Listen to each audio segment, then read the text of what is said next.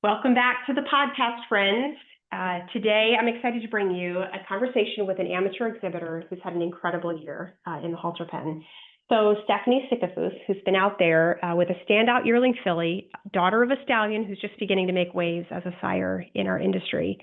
So from her DIY preparation at home to the wins in the pen and being a part of this young stallion's journey, she's here to share her story, lessons she's learned, and some of the moments that have made this season so amazing. So Stephanie, welcome to Fit for Halter. Hey, thanks for having me, Amy. Absolutely. We appreciate you investing in the community. So we're going to jump in with some questions about your halter journey. So just if you would start by telling us a little bit about your background in the industry and how you started showing halter horses. Yeah, so I kind of have the same background as any horse crazy little girl, but I actually grew up on a dairy farm in Northeast Indiana. My dad was full-time farmer, and my mom was is a ER nurse for the local hospital. So through that, I was able to get some riding lessons because I wouldn't give up the horses, and started in a local barn doing hunter jumpers and dressage when I was 8. From there, I really wanted a horse at home. And when that lesson program was done with horses, they would retire them out. So I got my first horse for $200. Nice. He was in her early 30s, and the vet always joked she was going to break in half. And so Oh my I was gosh. going to get 2 horses. But yeah, so that's kind of how I started with my first horse. Uh-huh. And there was a horse in a pasture between 2 of our farms, and it was a leopard. And I always told my dad, I really want dot-to-dot horses when I grow up. And so ironically, the lesson horse I got was a great Appaloosa. And I started in the Appaloosas um, and got my first registered Appaloosa when I was 11. Um, and with that came a membership in the Appaloosa Journal. And I would circle for sale ads in there and make my dad call on him when he got home from his chores. Um, so with that, there was only a few people that would pick up a phone call for kids. Uh-huh. And one of those happened to be Mike Morrill out in Iowa. And that's where I got my first halter mare. She was a red leopard, and she took me through my youth career. It Wow. wasn't until I was in high school that I really started wanting to up like my bloodlines. Uh-huh. And my parents would haul me wherever I wanted to go on the weekends and look at horses. And that landed me in a barn in Vermilion, Ohio. The guy's name was Ken Hopkins, and he was getting out of apps and going into quarters due to some rule changes with the color. Uh-huh. But he had daughters, and I just drooled when I went over there. He had daughters of Kid Coolsified, Perpetualism, and Kusa. And I ended up with an app daughter, Kusa, from him. And long story short, we lost her, but it started a good friendship with him. And that's how I got kind of started into my breeding program. And then I went to school, so I had to take a break while I graduated from Purdue. And then got my own place and went from granddaughters to daughters to proven producers.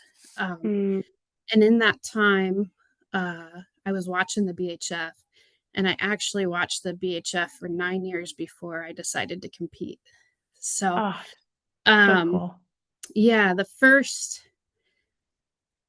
time that I thought, oh, I can really make a purchase was when Three Nails was having their dispersal sale online. And it was a Sunday night, and I put a bid on a mare, and I didn't think it would get her bought, but she was a daughter of Playgirl's Reflection in full to my favorite stud, Kid Coolsified.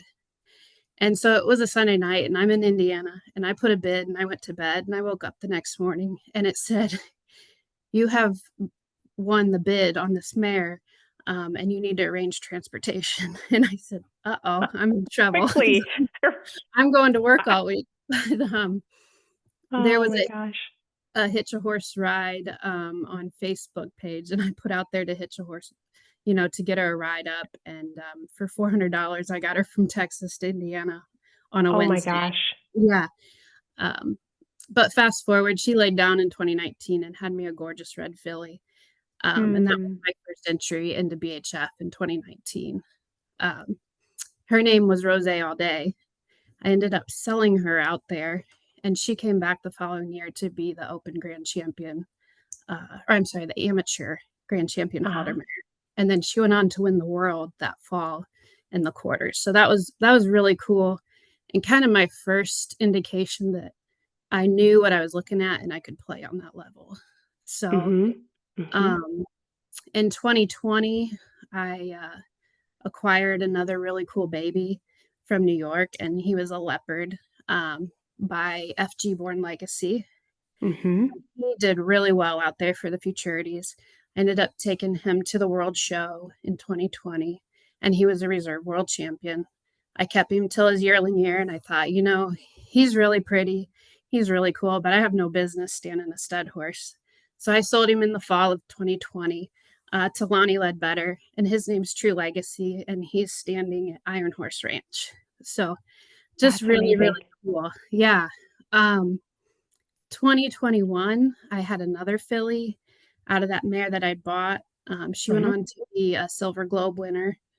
Ended up losing her, unfortunately, to Mm. founder one day. Mhm. Mhm. So those things happen. Those are Yeah. setbacks. Yeah. Um, 2022 was kind of a quiet year for me. We had some family health challenges.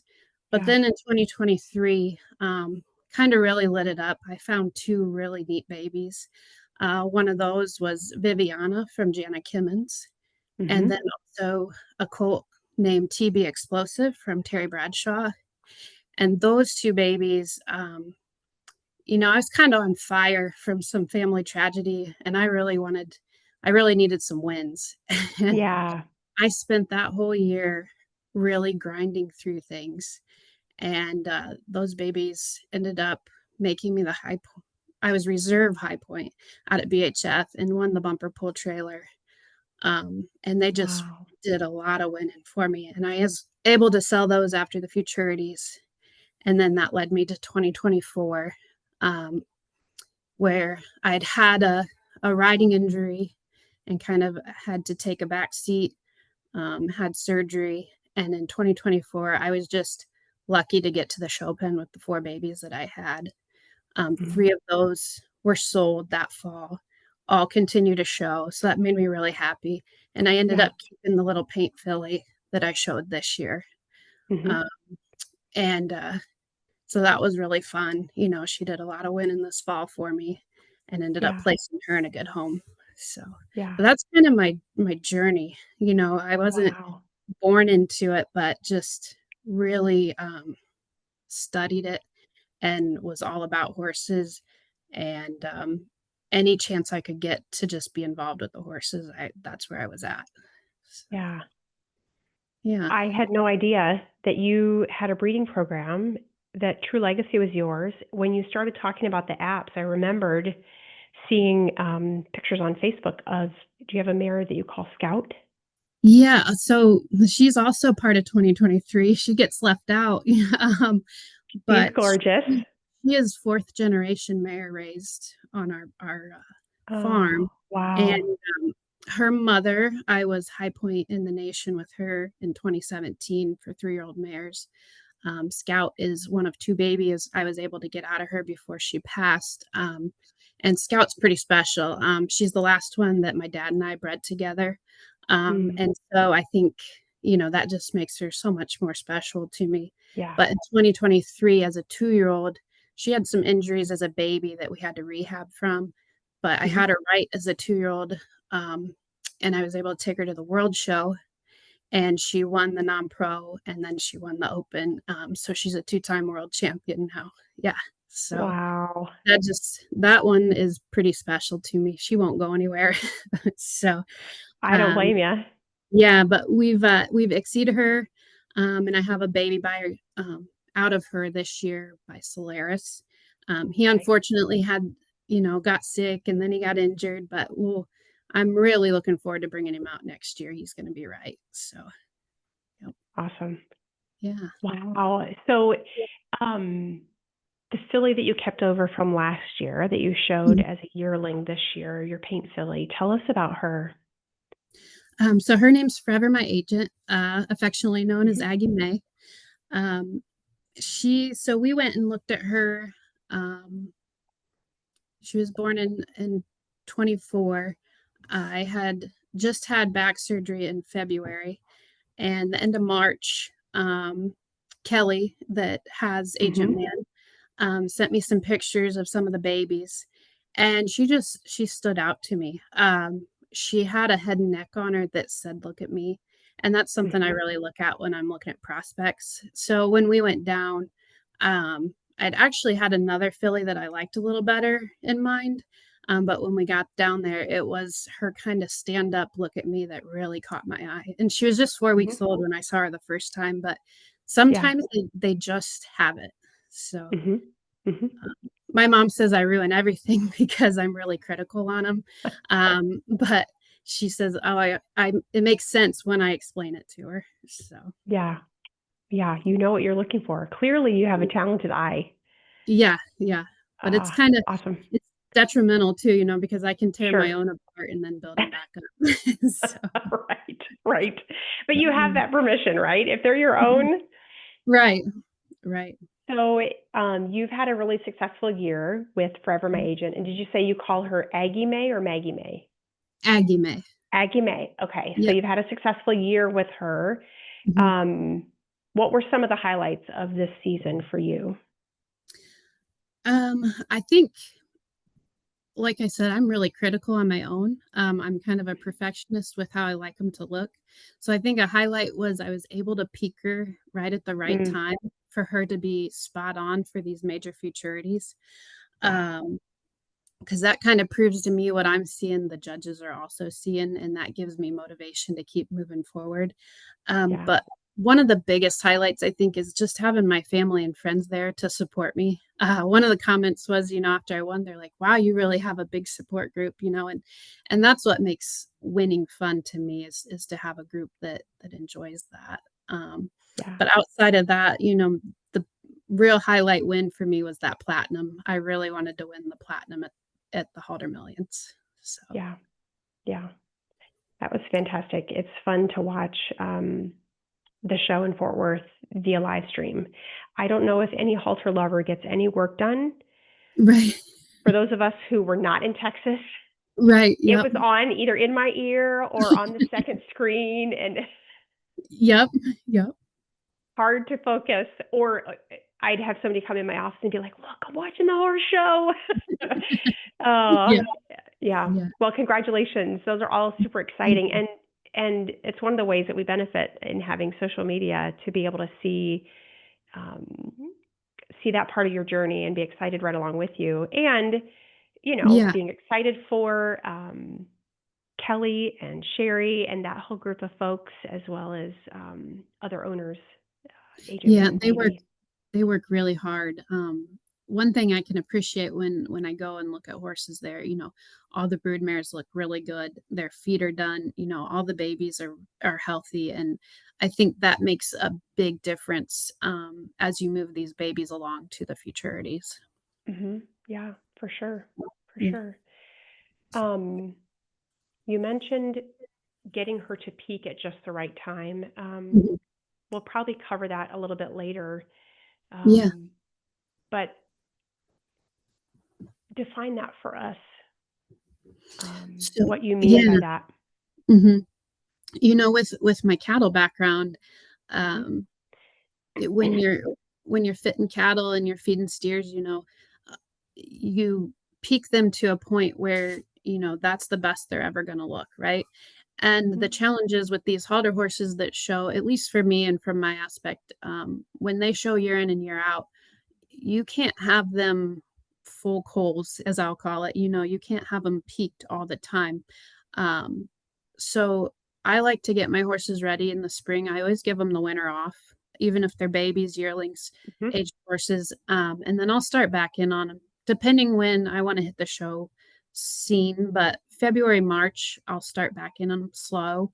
And I like to have 45, 60 days before that first show. Um, and just really rev them up to that point, and that's increased feed, increased working, the time out there brushing and grooming on them, getting their hair coat right, and just Yeah. practicing. So, when I say peak, I really start about 45 days before the futurity and or 60 depending on the Mhm. horse and Sure. increase that workload. Yep. Okay. Yeah. Thanks. That's helpful. Um, so let's talk a little bit about um, this particular filly and then the stallion that she's by. So, Mhm. um, Forever My Agent, she is by Agent Man. He's not brand new to the scene, but really we're starting to see a lot of his babies coming on and seeing how they're maturing. So, Yeah. what has it meant to you to be a part of his story or his journey in the show pen? Yeah, I think it's terribly exciting what he's being able to do. Hmm. What drew me to him, I'm a big fan of He's a Secret Agent. I think he's Okay. one of the better sons of Top Secret. And then looking at him as a young sire, his dam has produced several world champions uh, and BHF winners. Agent Man Swole is another one that's out of that mare. Hmm. So I just thought, this stud is bred to produce, and he's got the look to him. I really Hmm. like how low his hocks are to the ground and the set to him, and how square he is in his hip. And he's got a nice tall shoulder on him that makes him level across the back, which I think is also another hard thing for some of these horses to get. Hmm. And so, it's always risky when when you're interested in a young stud because they're not proven yet. Hmm. Um, but as I always say, a great stallion isn't born. He's proven. So Hmm. Hmm. Yeah. And you've certainly done your part to help in that effort yeah. this year. So Forever My Agent is, I believe, from his very first full crop. I think they test bred a couple mares, and then Uh-huh. she's really the first full crop that they had out of him. So, but when I went and looked at those babies, they were really hand stamped in a Hmm. type, and Hmm. that's really cool to see on a young stallion like that because they had several different kinds and types of mares down there, and he Hmm. just really seemed you could tell which ones were his. So. Yeah. Yeah. So then you mentioned a couple of them. Are there any other qualities that you see in Aggie Mae that reflect Agent Man? Yeah, really tight, strong backs, and I think a lot of horses, if you get a full hip, you a lot of times don't have the right, croup angle, and for him, he's putting a really nice, long, proper angle croup on these babies, and that allows their hocks to be up underneath them, and when they're built like that, it's really easy to get them ready, and then it doesn't matter Mm. what time of day you're showing, they're gonna be good in their legs. And then I also really like he's got a tiny ear, and a pretty head. And I think that's been lost a little bit in some of our breeding. And Hmm. so I always say if I'm feeding a horse, they got to have a pretty head because that's what I'm going to look at every morning when I go out to the barn. And so I'm really a stickler on that. And I Hmm. think that he's doing a great job putting keen heads on him. Yeah. Yeah. I love that. Yeah. Um, do you feel like there's any added excitement or maybe pressure when you're showing a baby by a stallion that's newer to the scene? Yeah, definitely a lot more pressure. Everybody Okay. likes to give their opinion, and Uh-huh. sometimes for me that fills my cup up with spite, and I'm gonna say, yeah, I'm gonna get this done. So yeah, there's a lot of pressure, Hmm. and in this futurity game, it sort of follows where the money is. So it's kind of risky when you take on a young stud that's from a more common background, I would say. Hmm. Um, but when you see, I'm really firm on when I see something I like, I'm going to go after it. I don't need somebody to tell me that they're a great horse for me to buy them. I that's the one advantage I would say of having your own eye is Hmm. you can tell. So, Hmm. Yeah. So, shifting gears a little bit yeah, to your prep, your mhm, show prep. yeah. So, walk us through what you do to prepare a horse, and then how are you balancing being a DIY amateur knowing the commitment that it takes to show at the level that you're showing at. Yeah. Well, I will first it takes a lot of sacrifice, Mm. there's family events and outside events that you miss, if you wanna be dedicated to it and hit that Mhm. level. I always say, there's people doing this full time, so you have to meet what they're doing in their barn. Um, and so it makes for some long days when we get close, to the fall. Um, may start my day at 4:30 so I can get an extra Mhm. brush in on them to make sure their hair coat's right, Mhm. or just, a little bit of added working on setting up out in the aisleway before work. And then Mhm. when you come home, I'm a very routine person. I think you should be the same day in and day out with them, so that way when you get to the show, they know what to expect and you get them really broke, but, yeah, it's a lot of dedication and, Mhm. luckily, I have someone my husband's very supportive in this, and that's taken Mm. some of the brunt off of Mhm. the Yeah, work, so, that's really helpful. You've yeah. mentioned a couple of times about getting the hair coat right. Tell us a little bit more about the kinds of things that you do, or Mhm. maybe anything that you're uh, doing even at the show to just perfect that hair coat. Yeah, a lot of people use vacuums, and I really like a grooming mitt. Okay. Um, so I have 15,000 lumen lights in my stalls, um, and those get turned on religiously, in the morning, Mhm. and then at the same Mhm. time at night, they go off. Mhm. Um, and I think that that really helps, with a hair coat. I Mhm. also will feed, some sort of oil or omega base, Mhm. to get that natural kinda shine into them.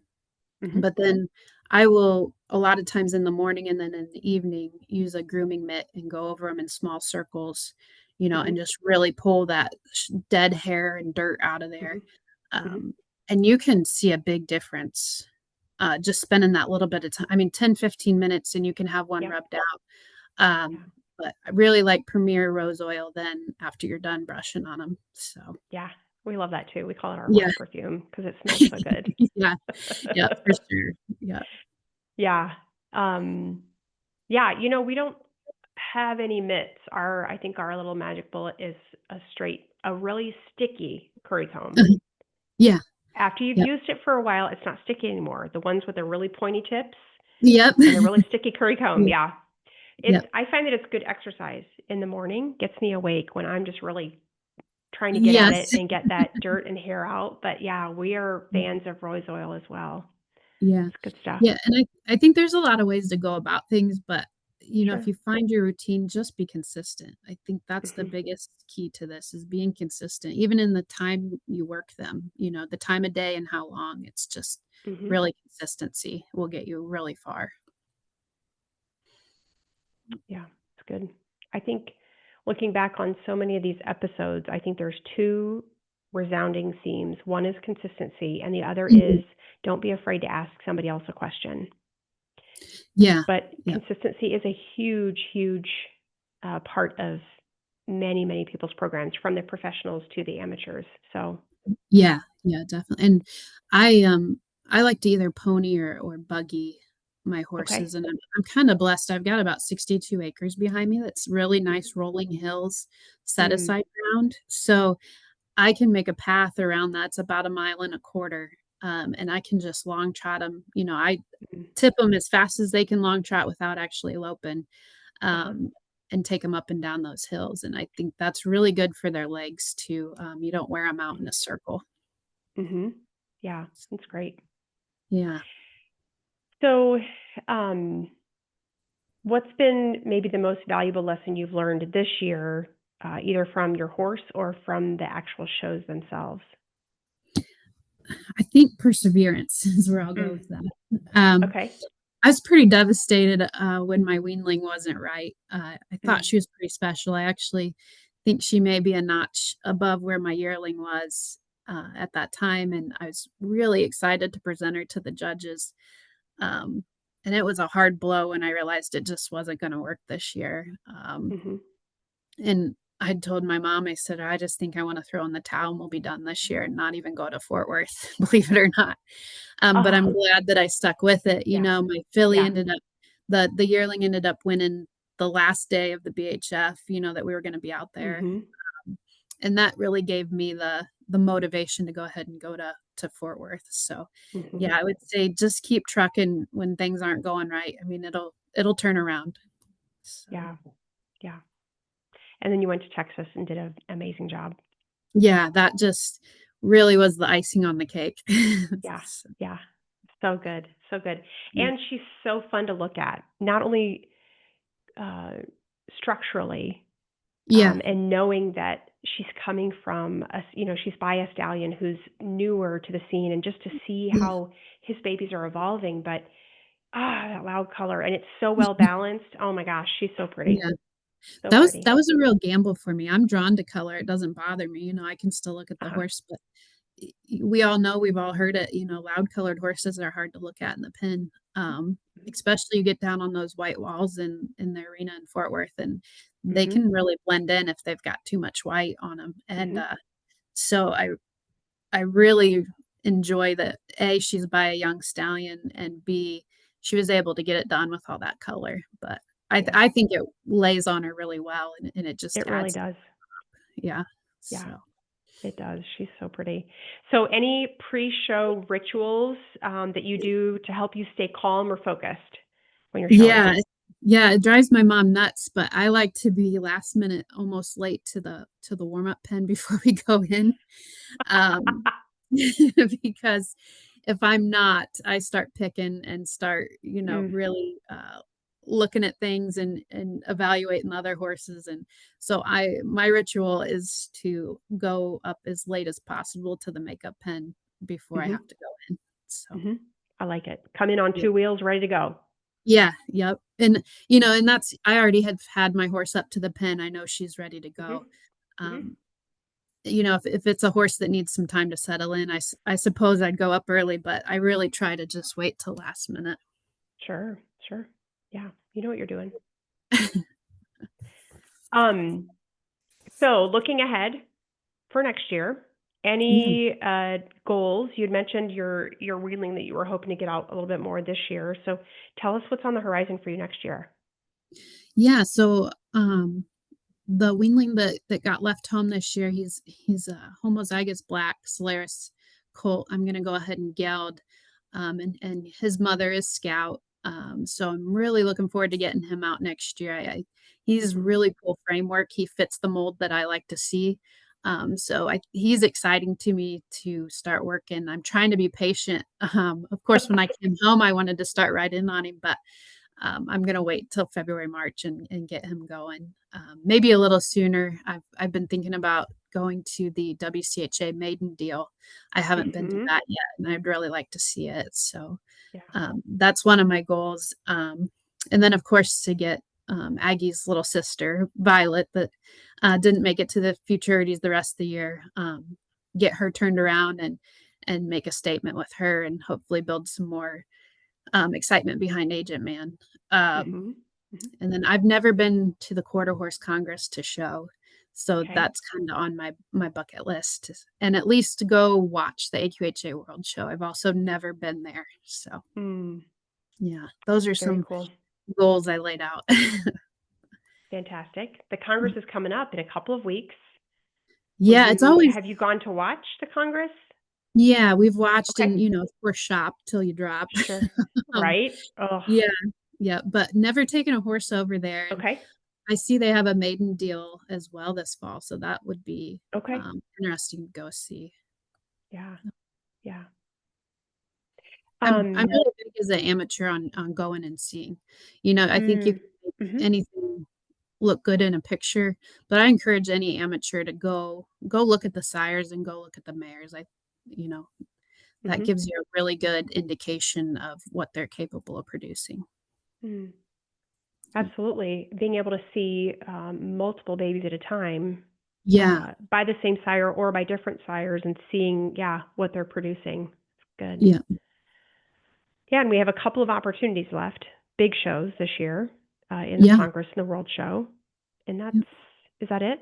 for this year, for the Yeah, most I part? think so. Yep. Okay. And then for the Appy lovers, the Appy World show is coming up. Ah, okay. Yeah. Yep. All right. So, So, any other advice? Thank you for what you've given us so far for other amateurs, but any other advice you would mhm. give to amateurs who are considering either showing a young horse, which Mhm. comes with its own challenges, but a young horse that is by a stallion who's just getting going? Any additional thoughts there? Yeah, I think, just be determined in the path you pick and go Mm, with it. Don't let people talk you out of it, because they are young and they are unproven. If I had went with that, I would have never picked Aggie and Violet mhm, up, but again, a great sire isn't born, they've got to make their way somewhere. And if you like what you see, go with it, stay with it, and get it done. mhm. Yep. Yeah, that's good. And he's Kentucky bred to boot. Yeah, that's a really nice deal. I think the Yeah. quarters paid $502 a point. Um, that's huge. That adds up fast. So, Yes. Yes. With the rising cost of everything, not just horse mhm. shows, Yeah, it makes sense that horse show expense would go up if everything else is going up, right? So yeah, yeah, there's great opportunity with those Kentucky breds to help recoup some of your expenses, even if it's just stalls, shavings, and entries. We're certainly not making money on it, but yeah, and that's definitely helps. it's really hard. I look at it, from a business aspect. Hmm. I never buy a horse out of the price range that I think I can sell one for. Mm, And I think that might be where a lot of people, get hung up, but you don't have to buy a super expensive baby to be able to compete. mm, You just gotta be able to go out and look and find that one, um, and put it together, and I've hmm. done really well with paying for my horse habit the last few years. Understand that's not gonna happen every year, but, uh, Sure. I think if you're really true to yourself and critical, I think you can get it done and make it pay. So, Hmm. yeah. Yeah, thanks for sharing that. I think that's good wisdom for folks who are either new to the industry or Yeah. listening and considering, can I do it? Um, Yeah. Yeah. and on what kind of money does it take? So yeah, I think that's helpful. Yeah, Um, I definitely skimp on, some other things, but, um, it's expensive, but if it's a priority, I mean, you can make it work. Yep. yeah, absolutely. Yeah, Yep. there's a lot of ways that you can save money Yep. in the process, and then Yeah. learn where it is that we do need to spend money, the places Yep. where we do need to make the investment. Yeah, Yep. yeah. So if you could sum this year up in one word or one phrase, what would it be? Uh, roller coaster. Um, Oh, yeah, so I got married earlier this year. okay. Um, we've been combining. Congratulations. Yeah, thank you. Combining properties, buying land, and still keeping the horses fit, to the level that I expect, because I don't Uh-huh. wanna come out unless I'm ready, so Yeah. you'll always see me with kind of the same type and finish of a horse, Mhm. so that's challenging when you've got all the other things going on to keep them to that Yeah. level, but no, it's been a great year, it's just not been all smooth sailing. Yeah. So Yeah. Which ties back to that perseverance. yes, yep, Yep. yep, Absolutely. Well, congratulations on not only this year and your wins, but the investment that you're making in the industry and the way that you're carefully investing um, your talent into us, not only through this yeah. episode, but the way that you're developing horses to go back in the show pen and be successful. Yeah, thank you, and, this year was my first year I was able to give back on the 4-H level, and I had a couple kids, Mm, lease some horses from me, and so, I think it's important to remember where we've started and to mhm. get back, and give back to those kids to hopefully prepare that next generation for this, so, Absolutely. Yeah, we've got um, a really important opportunity to yeah, invest in folks because we know that our niche, our chosen field in the horse industry is small, right? We're small but yeah, mighty. yep, Um, But yeah, Yeah. that's fantastic. So thank you for doing that as well. Another layer and aspect of you and the way that Yeah. you're building into the next generation. So Yep. thanks for your time. We appreciate you and congratulations on a great year. Well, thanks for having me, Amy. You bet.